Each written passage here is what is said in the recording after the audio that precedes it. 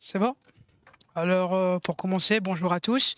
Merci d'être là. Avant de commencer, je tiens à souhaiter un bon rétablissement à Jérémy que je remplace aujourd'hui pour faire ce talk. Premièrement, le talk était destiné à faire des tests avec Playwright, mais comme il est malade, à la dernière minute, j'ai pu le remplacer et et un peu placer mon talk sur les tests sur les conteneurs. Avant de commencer sur ce talk, je commence par me présenter d'abord. Je m'appelle Akrot Hakim, je suis étudiant à l'Université de Lille, au Master 1 Cloud Computing et Cybersécurité. Je suis aussi alternant ici chez Norsys. Je tiens à remercier l'équipe du Stage pour m'avoir permis de faire ce talk et m'a donné cette chance-là de vous présenter un sujet sur lequel j'ai travaillé déjà. Aussi, je remercie Norsys pour son accompagnement pour ce talk, aussi pour avoir hébergé cet événement-là ici chez Norsys.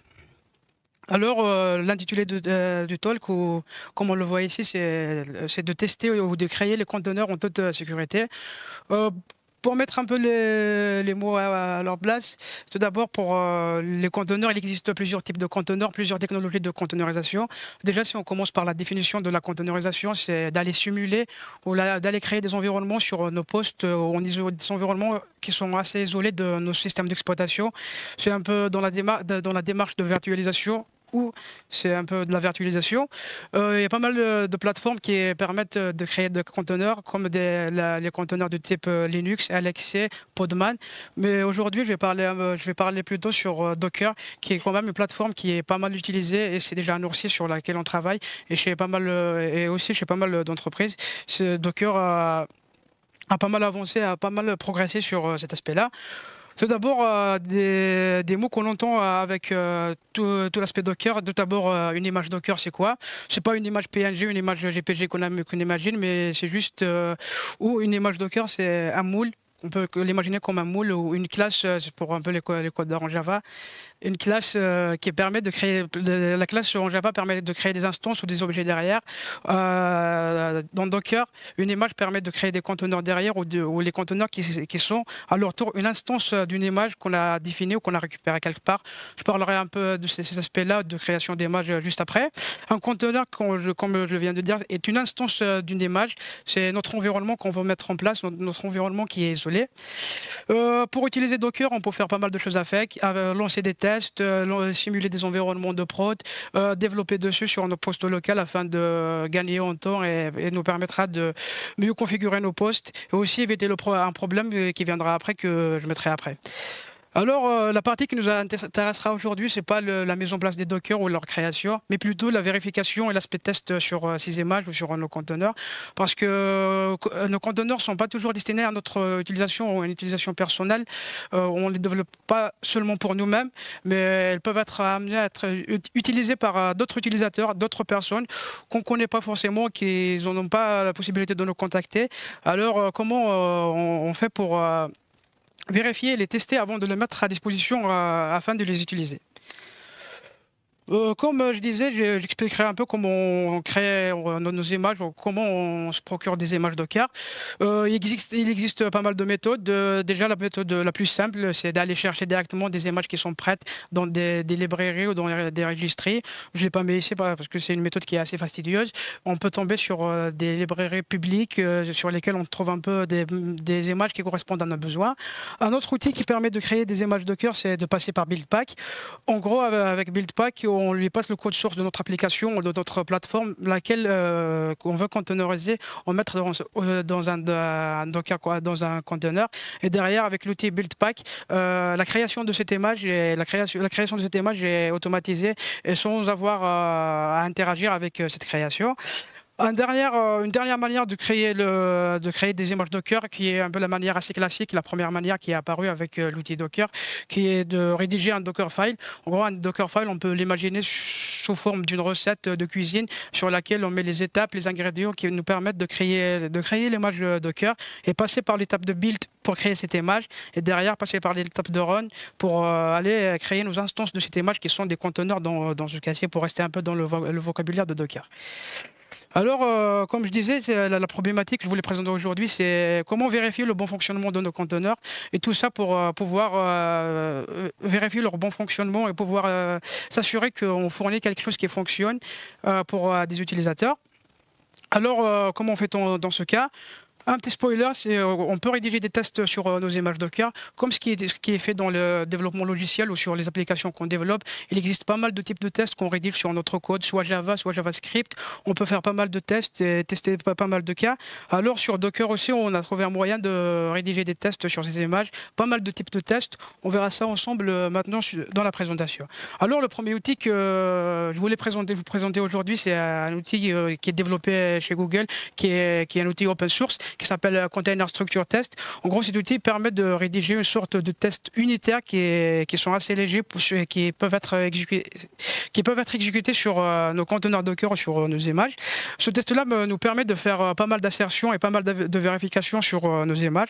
Tout d'abord, les sorties de commandes ou les sorties de commandes qui sont exécutées au sein du conteneur, des informations sur des fichiers qui sont inclus dans notre image Docker, dans notre conteneur, comme des informations, un exemple des informations qu'on peut vérifier sur les fichiers. Par exemple, le contenu des fichiers, l'existence des fichiers, le remplacement et aussi pas mal de propriétés comme l'utilisateur ou l'owner du fichier, les différents droits sur les fichiers aussi. Un autre point qu'on peut vérifier avec cet outil sur les images, c'est les différentes informations et les différentes métadatas qui sont renseignées sur les images. Par métadata, on peut entendre les variables d'environnement à définir, les ports à exposer qui sont renseignés dans notre image Docker et qui sont destinés à l'utilisateur afin qu'il les expose lors de lancement d'un conteneur. Aussi, une autre information qui s'inclut dans les métadatas ou les tests des métadatas, c'est les paramètres, c'est les commandes de lancement d'un conteneur ou aussi l'entry point de l'image qu'on peut même aller vérifier avec cet outil-là. Passons directement sur une démo que je ferai sur ma machine. Tout d'abord, j'ai créé ma propre application JavaScript assez basique qui se résume à un petit serveur web. En arrivant sur un endpoint, sur n'importe quel endpoint, on a un titre qui s'affiche.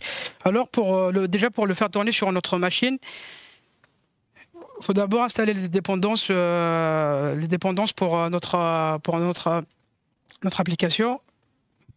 Et voilà. Et derrière, on peut aller lancer cette application. Hop.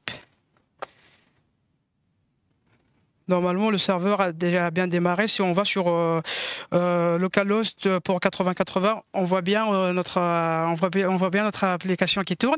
J'ai choisi de mettre cette phrase, comme je le disais, parce que Docker a un peu réglé ce problème et a amené la solution pour le problème qu'il y a toujours les développeurs qui sortent de la phrase de ça marche sur ma machine, mais sur d'autres machines ou d'autres environnements, je ne sais pas trop. Parce qu'avec Docker, on arrive à simuler un peu les mêmes environnements partout. On peut aller lancer nos applications dans les mêmes environnements. Avant, c'était réglé un peu à 70 à 80% parce qu'il y avait quand même le problème d'architecture entre machines. Parce qu'avant, il y avait le problème qu'une image Docker qui était créée sur une machine Mac avec une architecture ARM, ça ne marchait pas sur moi, ça ne tournait pas à 100% sur une autre architecture.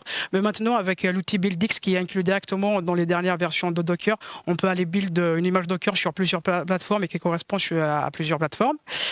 Et voilà un peu l'application qu'on a en place. Alors maintenant, on passe à l'étape dockerisation de cette application afin de créer une image Docker qu'on peut aller ensuite mettre en prod ou déployer sur une plateforme qui gère ça.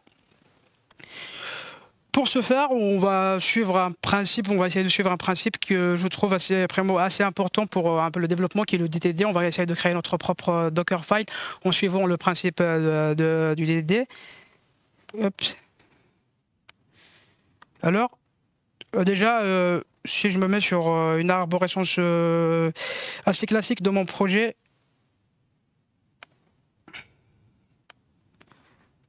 hop. Voilà un peu ce qu'on a. Ça, je le supprime parce que j'ai pas trop besoin pour l'instant.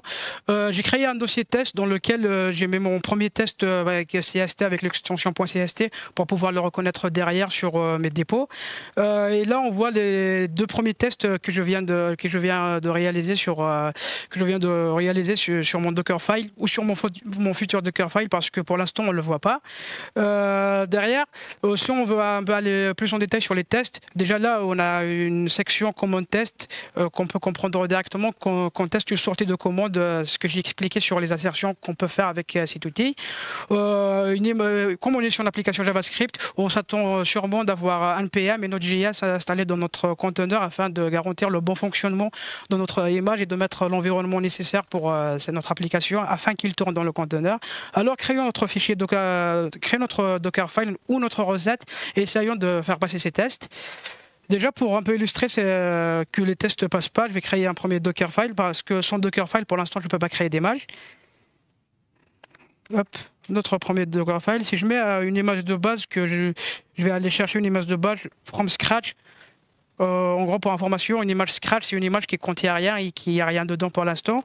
Si j'essaye de faire passer les tests que je viens de rédiger maintenant sur le fichier, pour information, pour exécuter ces tests, il faut d'abord build de l'image et derrière aller passer à l'exécution des tests. Alors, pour build de l'image, hop, voilà un peu, j'ai appelé l'image HouseImage, un peu pour l'aspect fun. Voilà. Ok, ça c'est pas grave. Voilà, l'image est là. Si on essaie d'exécuter ces tests, qu'on vient de rédiger, hop, on voit bien que les tests ne passent pas et ça nous dit que... Ah non, c'est pas ça le problème.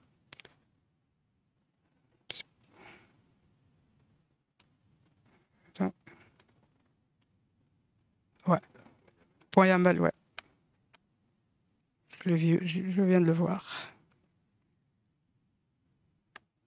Ok.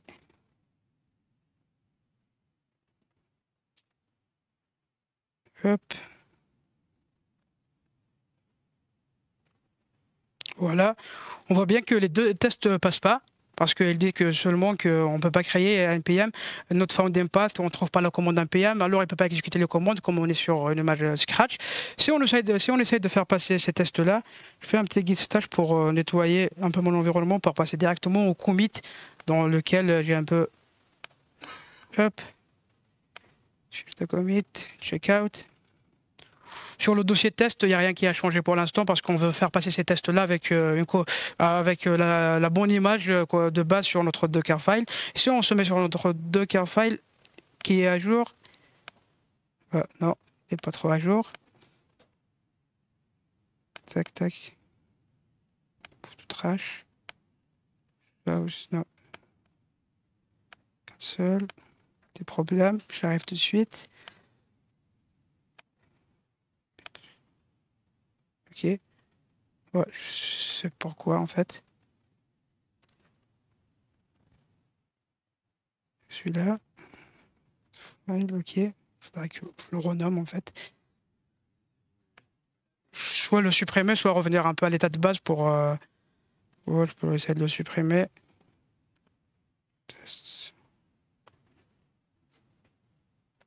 Hop. Derrière. J'essaye de repasser sur le commit. Voilà. Cool, on passe. On arrive sur le Dockerfile. On voit bien que l'image est mise à jour et pour avoir un peu les dépendances qu'on veut sur notre image afin de passer les tests. Alors, même processus, on build de l'image et derrière, on lance nos tests. Hop. HouseImage en train de build. Hop. Container structure test. On exécute nos tests. On croise les doigts et ça passe. Il y a les tests qui passent. Alors, première étape, on a un npm et Node sur notre image. Un peu dans le même processus, on peut suivre tout ça pour créer un Dockerfile ou une image en finale. J'essaierai de passer un peu les étapes pour arriver un peu vous montrer un peu l'état final des tests et l'état final. Je passerai directement vers le dernier test que j'effectuerai avec le Dockerfile qui est à jour. Si j'avance dans mes commits, si j'arrive là, ça, je vous éviterai de faire un peu toute une une présentation assez longue. Si on regarde, j'ai un peu un Dockerfile. C'est pas mon meilleur Dockerfile pour l'instant pour une application JavaScript, mais c'est un peu pour la démo, parce qu'on peut faire mieux sûrement. Mais si on regarde sur les tests, on vérifie un peu toutes les lignes ou toutes les étapes qui sont renseignées dans le Dockerfile. Mais si on voit bien que ici, on teste que la commande CMD du Dockerfile correspond au lancement d'une application JavaScript dans notre image, mais c'est pas le cas dans notre Dockerfile. Pour vérifier que les tests passent pas dans ce cas et que les autres tests passent un processus, on va aller builder l'image et derrière on peut exécuter des tests. On voit bien qu'il y a 5 tests qui passent un peu pour toutes les vérifications sur l'application, mais il y a un test qui passe pas, c'est le test de la commande parce que la commande n'est pas renseignée et c'est pas ce qu'on attend pour l'instant pour faire tourner notre application. Et si on se met sur un Dockerfile assez à jour hop. Commit, et voilà, le Dockerfile est à jour. Normalement là les tests pourront passer. Hop.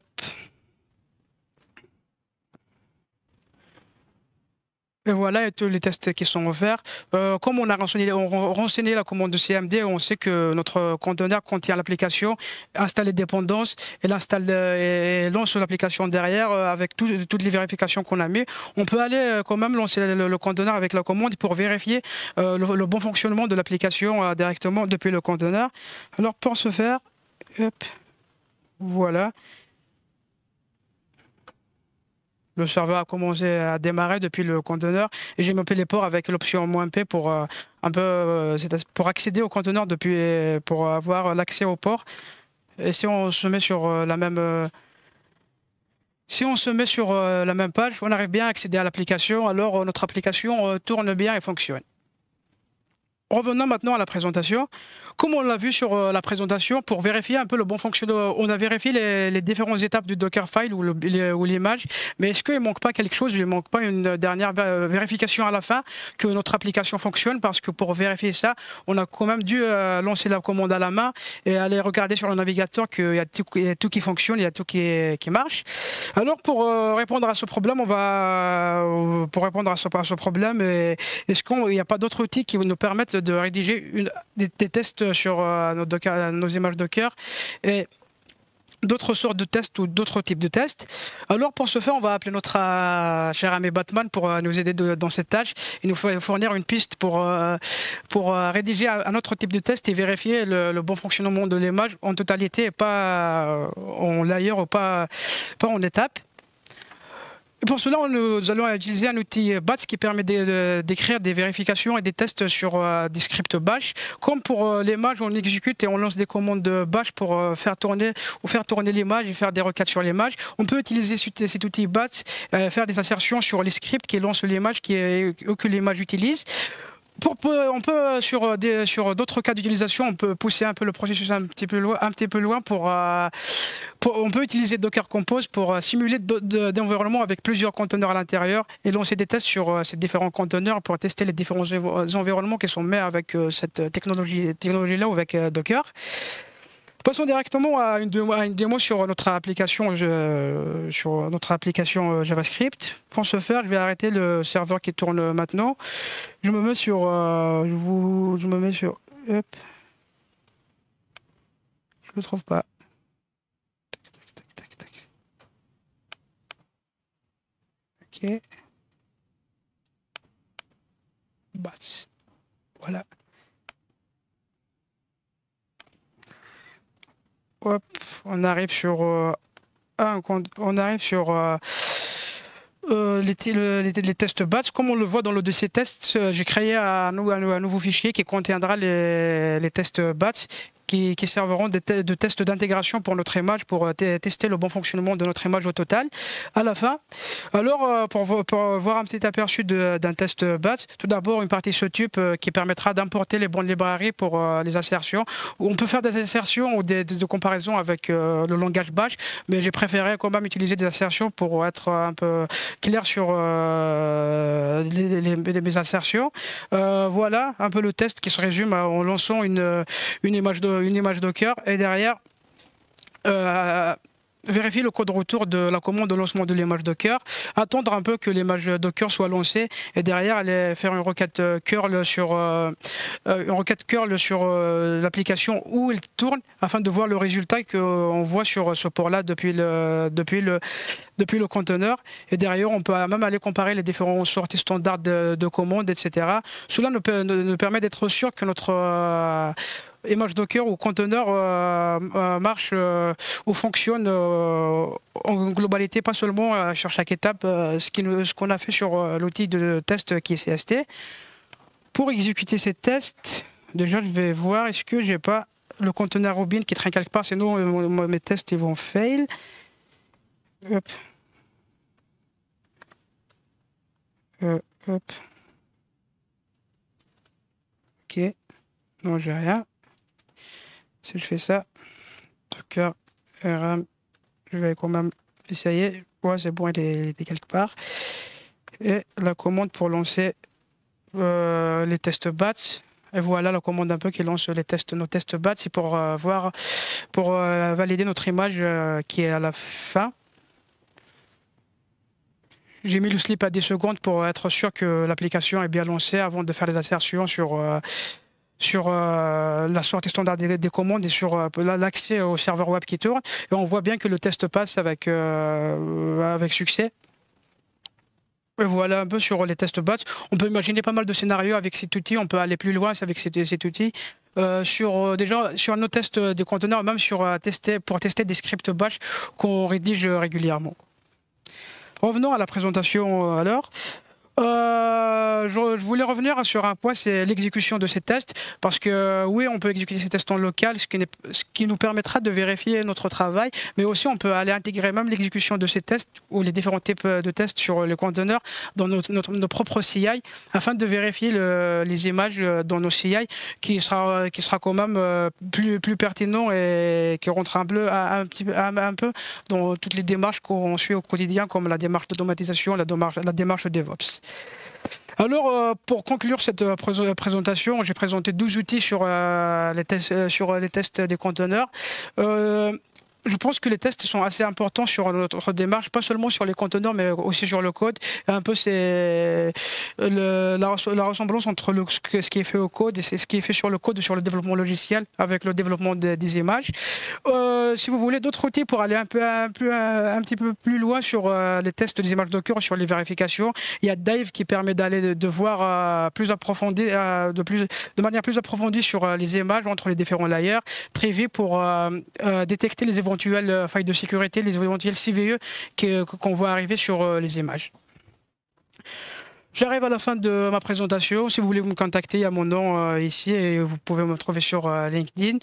Je vous remercie pour votre écoute. Est-ce que vous avez des questions?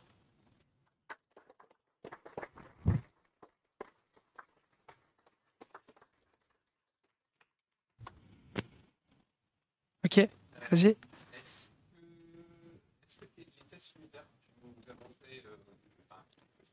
Ouais.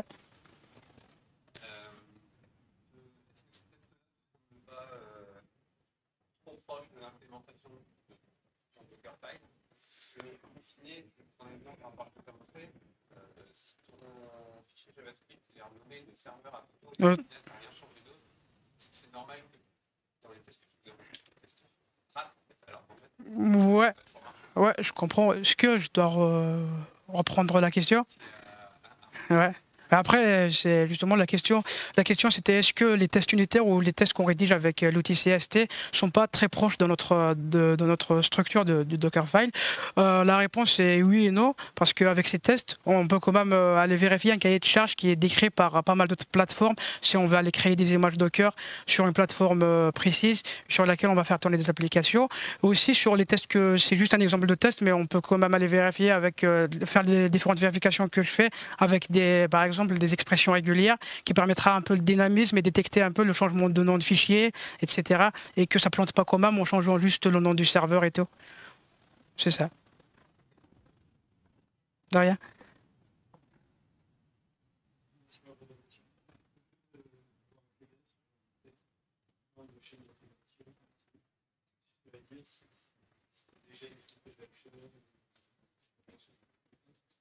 Permet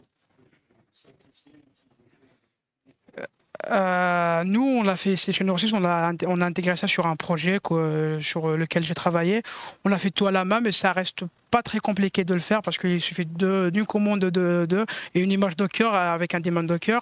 J'ai pas parlé sur cet aspect-là, mais par exemple pour les tests pour les container structure test, on n'a pas forcément besoin d'un daemon Docker qui tourne sur la machine. En fait, on peut même aller créer une image avec le formateur et derrière avec en mentionnant les bons paramètres pour la commande de test, on peut lancer les tests sans avoir besoin du daemon Docker, ce qui simplifie un peu la tâche sur les GitLab CI ou les GitHub Actions. Pour l'instant, j'ai pas trouvé grand-chose sur un peu ce qui permet de mettre ça en place, mais on peut facilement rédiger des GitHub Actions ou des GitLab CI pour exécuter ce genre de test sur notre chaîne de production, en fait. De rien. Autre question? Je pense que c'est bon. Ouais, je pense qu'il y a une autre question là-bas.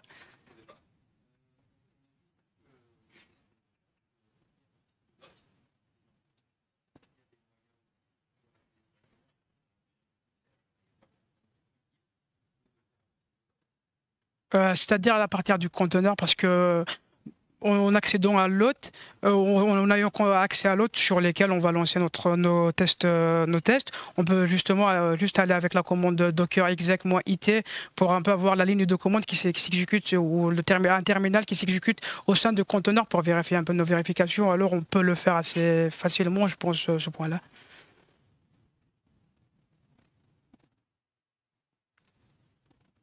C'est tout bon, je pense. C'est tout bon. Alors je passe la parole à...